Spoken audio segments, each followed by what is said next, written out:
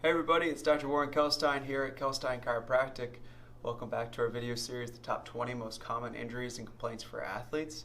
In today's episode of ankle sprains, we're going to be talking about how they happen, what to do if they happen, and then also simple things that you can do at home if you've had an ankle sprain to help strengthen and stabilize your ankle.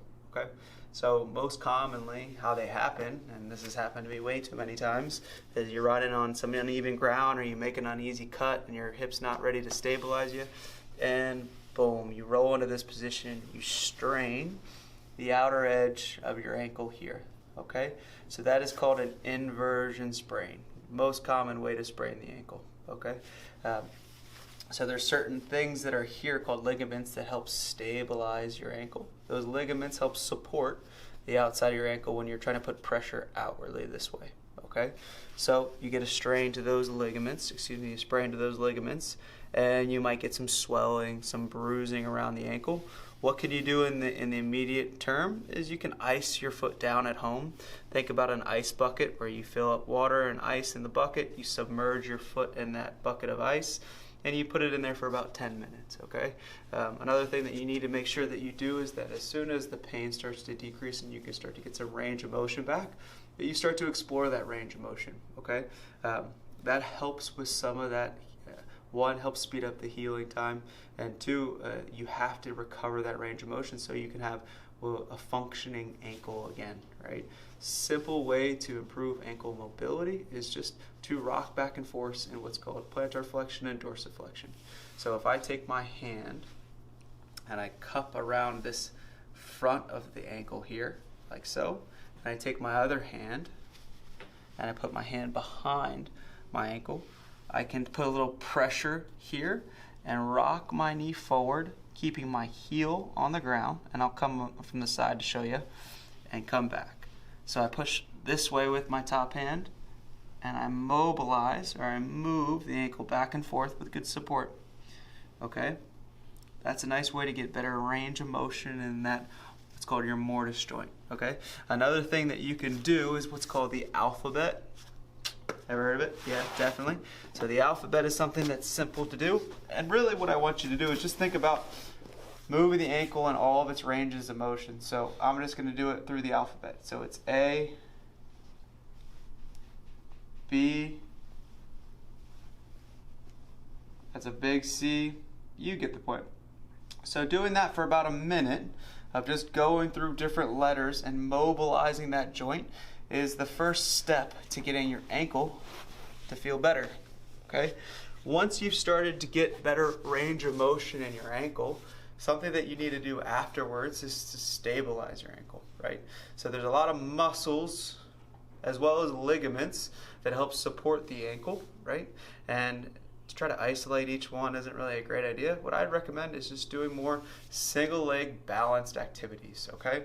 So the first thing you could do if it's really been, if you really have a lot of instability in the ankle, is get to a corner of a wall and hold the wall for some support. So you can imagine if I had one side of the wall here, it came to an edge, and I had another side here, I'd go on one leg and I'd practice balancing for 60 seconds. Okay?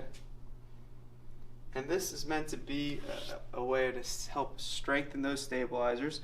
I don't want to try to fall this way or that way. I want to try to hold myself still and to strengthen those stabilizers in the ankle. Okay? You've gotten to that point where you feel like, wow, I'm much better at being in that position for 60 seconds. Then you can get yourself away from the wall, right? Where you're not using anything to help support you. Okay?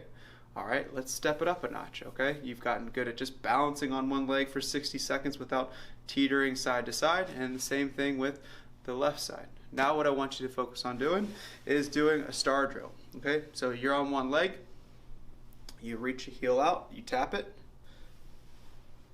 a little bend in the knee, make sure there's a bend in this down knee, reach it out, tap it, reach it out, tap it, tap across, tap behind, take a break. Now with all these exercises, depending on where your strength is in that leg, you're going to have to modify it to make it hard for you, okay?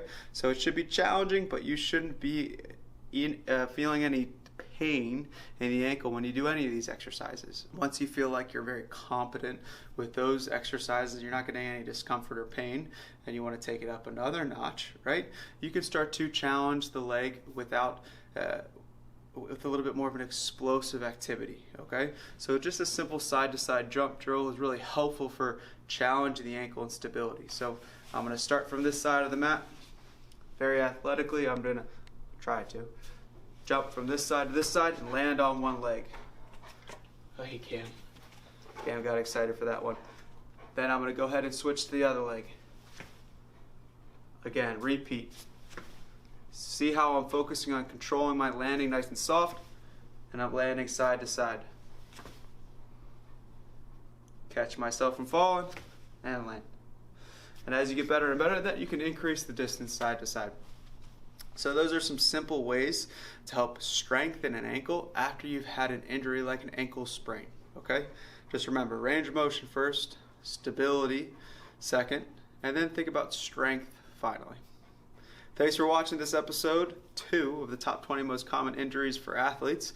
If you have any questions, please post below or comment if you'd like me to talk about something different.